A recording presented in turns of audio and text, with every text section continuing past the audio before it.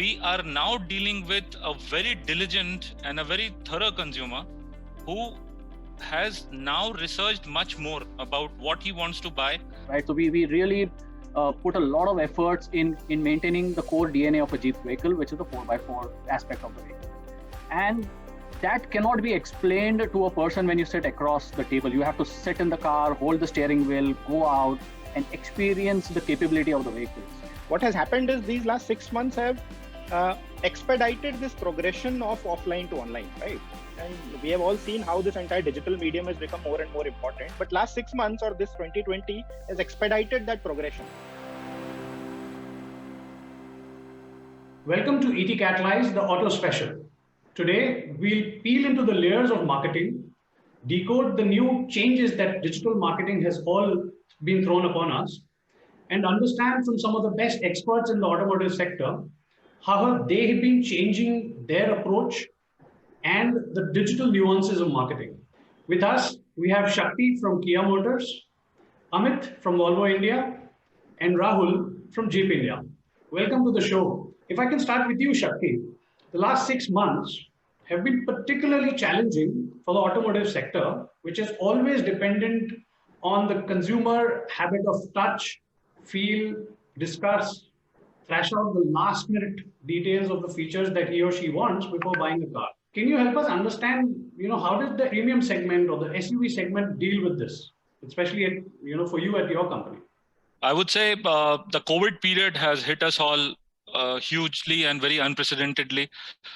What COVID has actually done is it has cut away flab in a big way from our bodies, from our businesses, from thinkings, from our lifestyles. It has made everything suddenly very rational. So what's actually happened with the COVID period, in my opinion, is the definition of essential for every consumer has changed. There's a huge variance between what was essential to him before COVID and what is now essential after COVID. We are now dealing with a very diligent and a very thorough consumer who has now researched much more about what he wants to buy.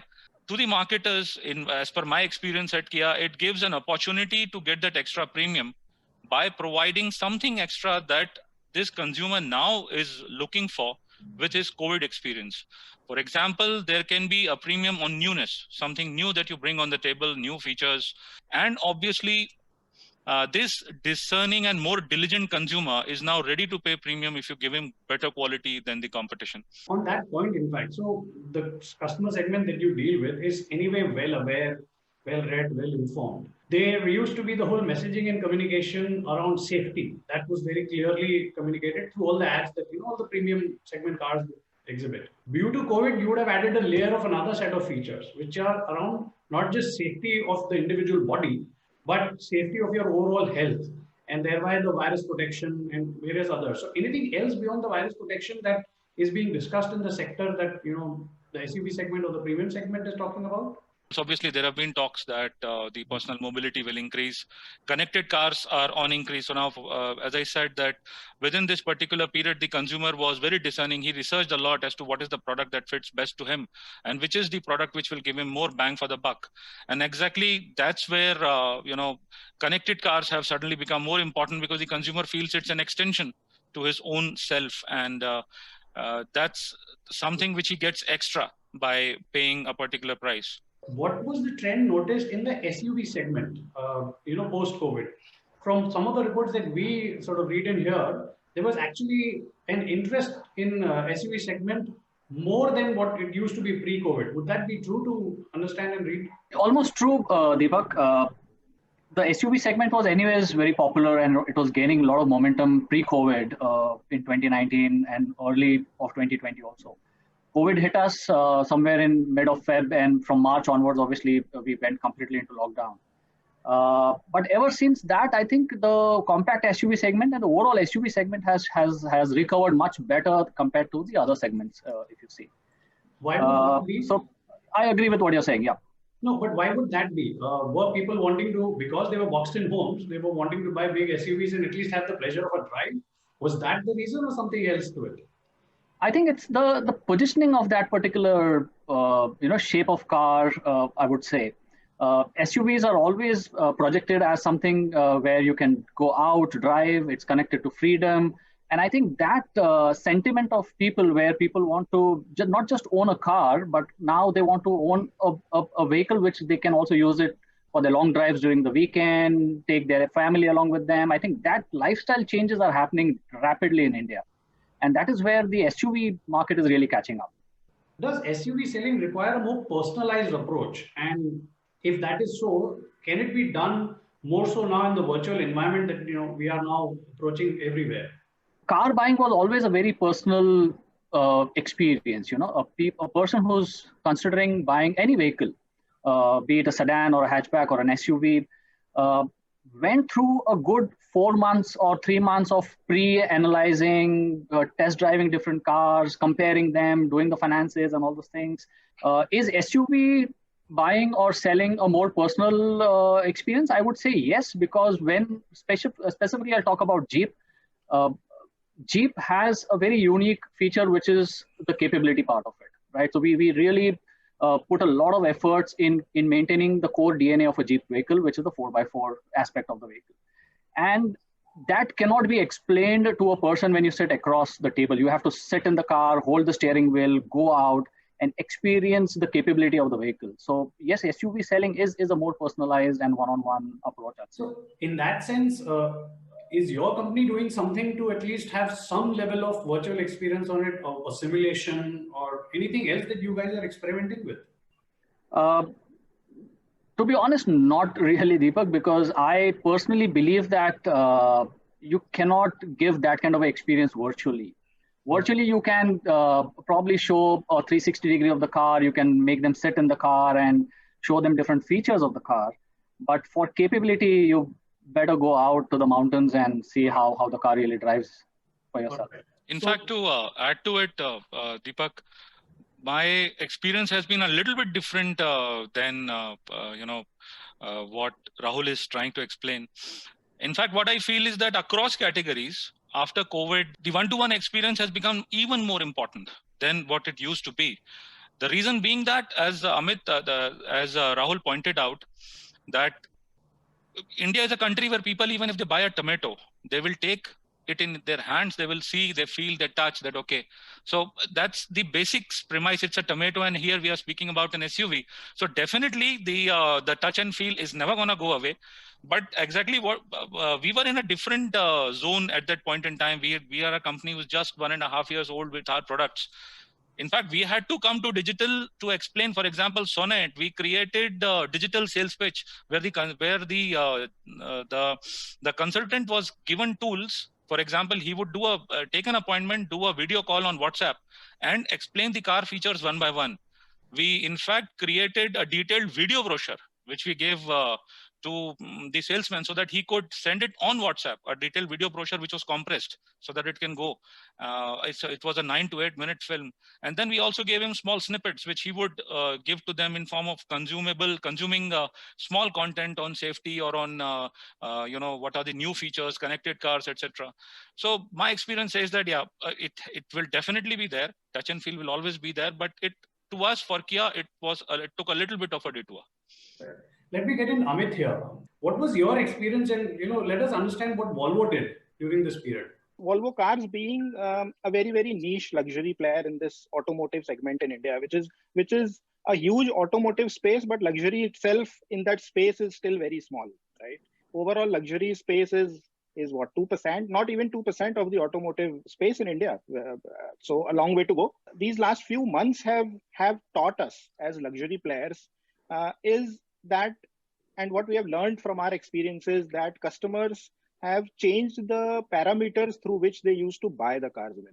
So the reasons what were the parameters that a customer would go through and think in his mind before he makes that purchase decision? People are more looking towards safety.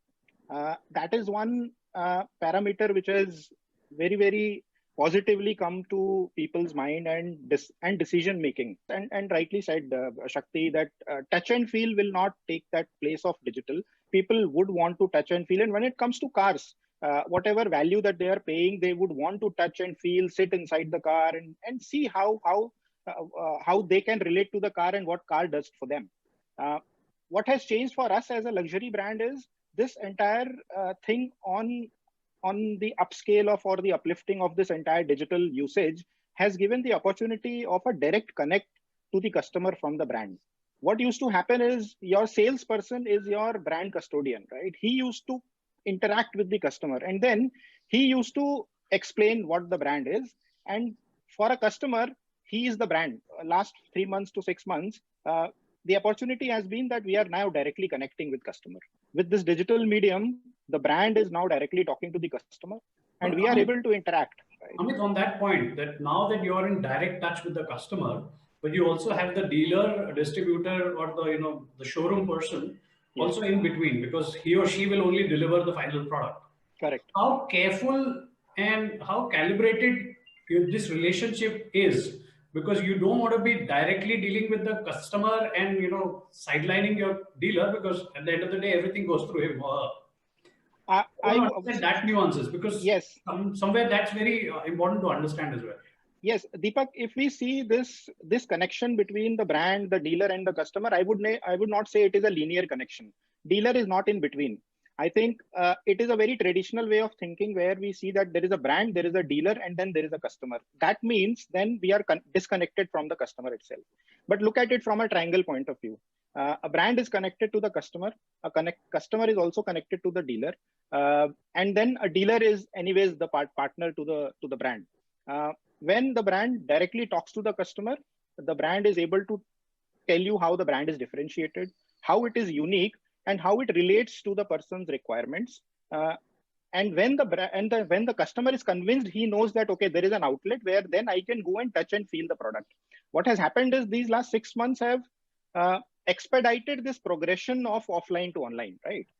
This progression was already happening. It's not like this entire digital thing has happened in last 6 months, right? In last multiple years, and we have all seen how this entire digital medium has become more and more important. But last 6 months or this 2020 has expedited that progression. Now people are very well aware, very well researched about everything.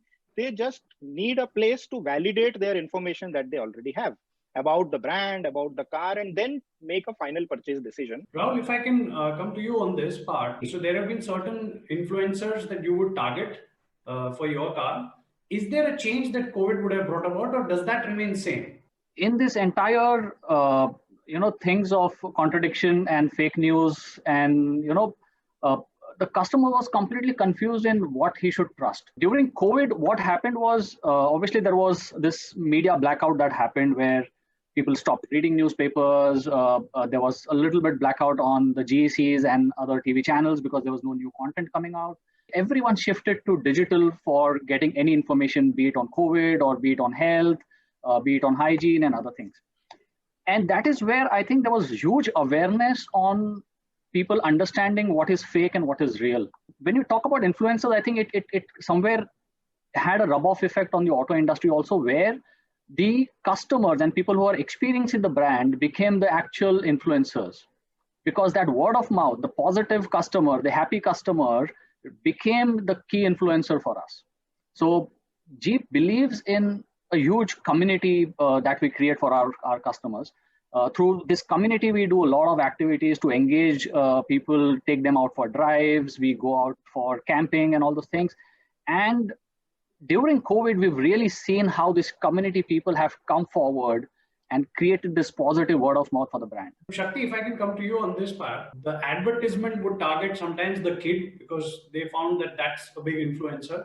Apart from the dad signing the check, but the kid sort of played a role, so you would appeal to the kid.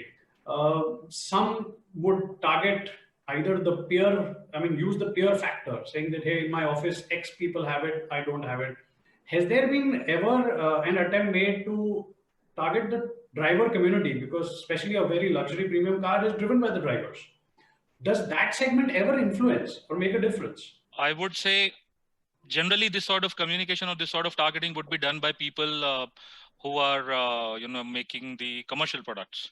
So they do a lot of dipsticks around and they try to find out the $1 million answers to the question that kis gaadi mein sawari thakti nahi hai. So that's the real gem on which we have, and we have products which are selling like hotcakes and which are always unaffected. So I would say that it's generally done at a product level, but at a communication level, obviously it will not be done, because if I have to design a communication to target a fleet owner, I would do it on the aspect of giving more bang for the buck, like better resale value, higher kilometers per liter.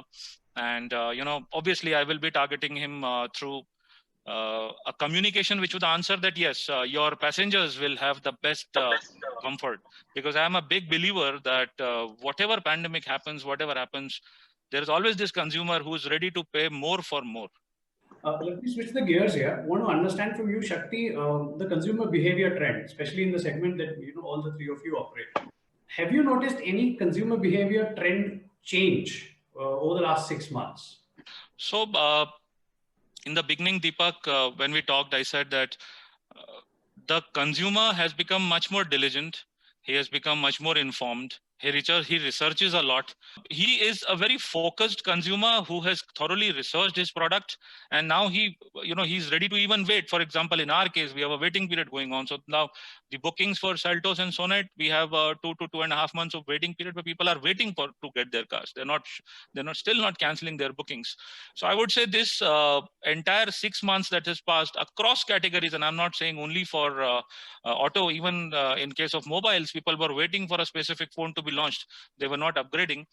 A very thorough, diligent, researched consumer who is ready to pay premium if he's targeted, his unmet needs are targeted, which he has grown more during lockdown, and someone who exactly knows what he wants. Because as Rahul said, and I agree with him bang on, that even at Kia, we strongly believe that a user has to be an influencer, and the other way around as well. An influencer has to be a user.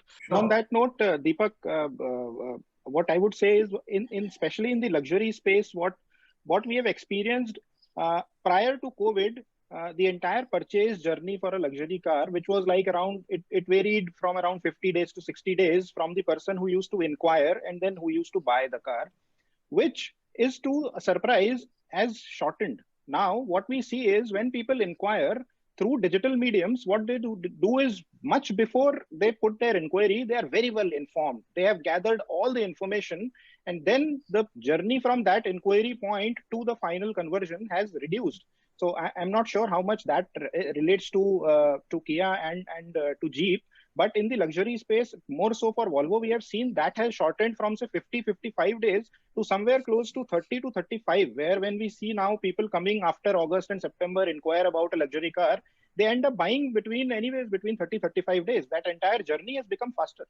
Amit, why has that happened? Is it because they found enough time to research it, or right now, I think buying a good car is an experience in itself, and people are looking for these small pleasures of life because there is nothing else otherwise available. No travel, no restaurants, no movies. So जिंदगी की छोटी-छोटी खुशियां शायद बड़ी-बड़ी गाड़ियों में मिल रही है. Yeah, and you can call it that they were not able to go out and spend for 6 months, and now they are going out and spending money because revenge buying. There is a term, right, Rahul? So, revenge purchase or something like that, where now people go out and they want to spend, and we see good for the industry where now people are coming out and then they are buying cars because it is still restricted. Movement is still restricted. People are thinking the biggest concern they have is, I don't want to go in public. I don't want to go into crowded places. So let's have a car where my family is safe. It is my own personal space. Let's go out. Let's go for a long drive. Let's drive for 8 hours, 10 hours, and then go to a place which is safe. So people are looking at buying cars. So has COVID taught us to become more patient and wait for the right thing for making the big purchase? I think the overall COVID situation is slightly been overrated nowadays, right? Yes, COVID was a pandemic and it really impacted businesses and consumer behavior and mindsets and everything. But was it enough, or was it huge enough to drastically change the consumer behavior? I don't think so, because I see people again going back to the showrooms, people still wanting to have a test drive. A car delivery itself, you'll have the entire family coming and taking the delivery of their cars, celebrating and all those things. So yes, COVID was there for some time, But now people have understood how to behave in the COVID. They know what precautions they need to take, and they're back to normal now. But Yeah. would you have increased your digital touch points in the last few months, and will that be continuing if you did increase? Because earlier your touch points would be more around offline. Has sort of this changed that you thought through and planned and offered at least more digital touch points before the consumer sort of comes to you physically? It has. It has. So obviously, I was just going to add to what Amit said, that uh, the buying cycle has reduced, and the big reason for that is the additional touch points that we have given, the additional offers and consumer. How we've really made it easy for the consumer to own the vehicle now. So obviously, there are website enhancement that happen. A person can actually virtually enter into a showroom on the website, look at all the cars, virtually talk to a sales consultant, get into the car and have a 360-degree view of the car, download the brochure, negotiate. So we've really made it easy for the customer, not only from giving him a showroom experience virtually, but also giving him a lot of financial offers, easy AMIs, easy finance, and all those things. Is there a possibility of then emergence of the direct to consumer model in your segment? Yes, Deepak. So direct to consumer model is increasing, and it will have its growth when we progress now from 2020 to 2021 in next 4 or 5 years. But I still feel offline will have its charm, because offline, see what people are buying, it's not a service. People are buying a product, people are buying a metal, they're buying a car, and it's like a huge moment. And I think someone said that the delivery becomes a very huge moment for a family, entire family. It's like a celebration. They go and buy a car irrespective of any segment, right? The moment a family decides that, okay, let's buy a car, there is a different feeling that entire family goes through, that okay, we are looking at buying a car, right? And then the day when it comes that okay, the family is going to a showroom, they take the delivery, and we being in this space, we see the joy of people who come to the showroom taking delivery. There is a family there is a balloon celebration, cakes happening, and we as marketers try to do as much as possible to make that moment truly memorable for these people. Rahul, a specific question for you. Jeep is a brand in India is actually generic, much like Xerox, right? मतलब four wheel पे SUV हो तो वो Jeep ही बोली जाती है, right? So when you launched in India with proper Jeep cars, was that an advantage or was that a challenge? And how did you go about doing it? So, Deepak, Jeep was, as a brand, was not present in India, but as you said, you're right. It was a generic name, and even today, when you cross certain toll booths, you will see cars, Jeeps, and vans. So, Jeep is actually in a category, and it's a generic name, like Xerox and other brands that we have. When we entered the country, we had to put a little more efforts on telling that it's an American brand and it's got 80 years of legacy and all those things. But it quickly caught up. It really, because we had the Wrangler. Wrangler has a unique shape and a character. We had a very top-down approach where we launched the premium vehicles first, and then came the Compass after 9 months. So the overall strategy was very well chalked out, and it really helped us. So yes, it threw some challenges in the beginning, but very soon we overcome those challenges. Shakti, if I can get you in, Kia, like you've been talking about, it's a very young brand in India. When you went about, educating the Indian consumer of the segment that you're operating in, what did you choose and how did you go about doing it? Well, while we were starting in the mid of 2018, the Seltos launch was in 2019 August. We had already planned it. The biggest challenge that we had was that Kia was not a lineage brand as such. So while we entered India, the overall awareness of Kia was less than 10% in mid 2018. So therefore, we looked at a very long-term storytelling format where we spoke about the brand first. We launched brand Kia first in India, and after that we went on the products, so on and so forth. In case of digital Kia, as I said, since beginning itself, Kia has always been digital in terms of we have targeted digital as a medium which brings the consumer very, very close to us. We challenge the intellect of the consumers on digital a long time, various times. For example, with the Kia brand launch campaign, no one knew what Kia brand stands for. We created a TVC which was just shot in a Kia design lab where there are numerous objects which come together and which form a Kia car.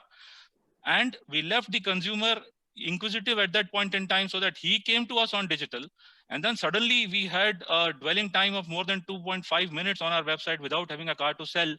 By challenging the consumer's intellect, we did this innovation where he came on digital, started finding about us.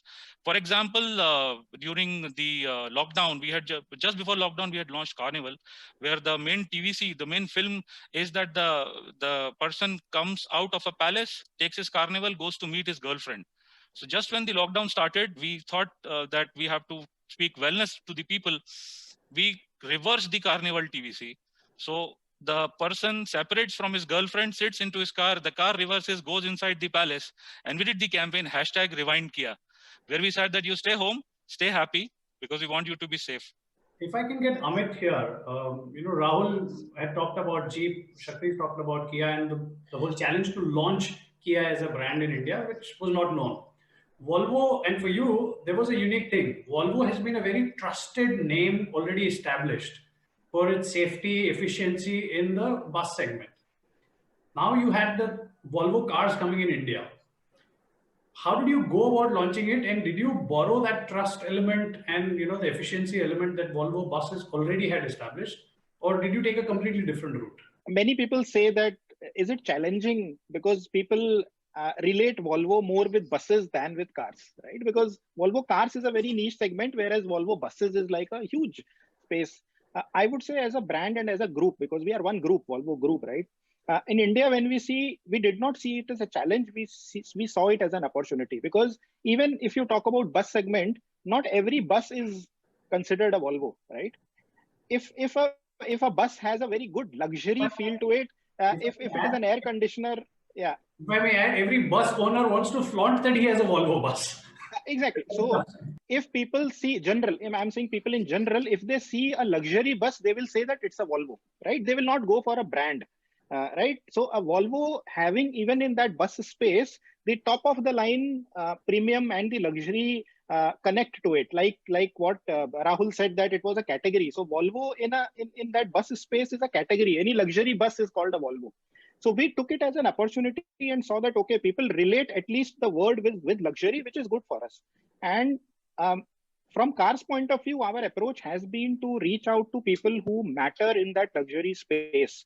And digital gives us the right platform. So digital has been one of our core mediums through which we market our products. We reach out to people.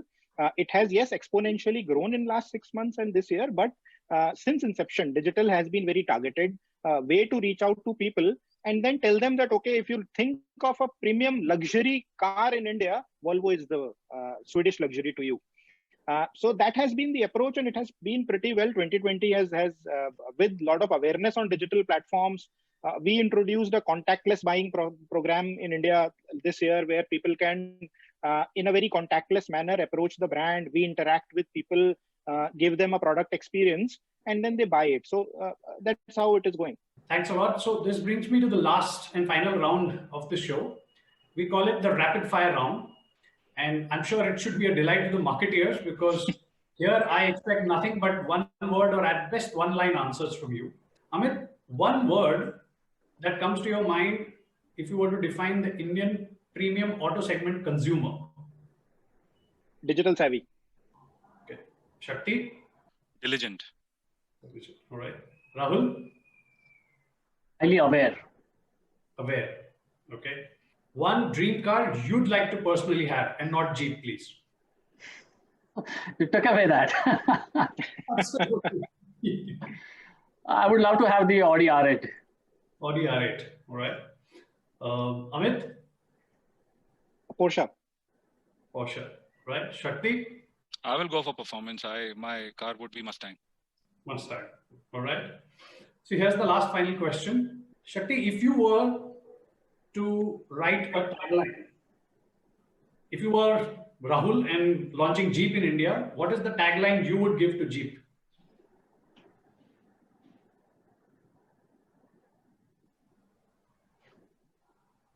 It's here. It's here. Yeah. All right. I would maybe add now, here, or earlier or later than that, but now it's here. So it's finally kind of it's here. All right. Rahul, if you were to create a tagline for Volvo, what would it be? Nothing safer than this. Nothing safer than this. Fair enough. Amit, one tagline that you'd like to give Shakti for his next campaign. Okay. Okay. The newest luxury in town. The newest luxury in town. Yeah, the new kid look. Fair enough. It's a 1.5-year-old brand, at least for Indians. It's the newest thing. Thanks a lot. Thanks a lot. So this was our Santa surprise gift to all of you. All of you have given each other the next campaign of the tagline ideas, at least to begin with. Thank you so much. We had great fun having you all on the show, and I personally, of course, learned a lot. Hope you enjoyed. Deepak, the feeling has been mutual. If you want to reach out to us, just mail us on hello@etcatalyse.com and watch all our episodes also on the website etcatalyse.com.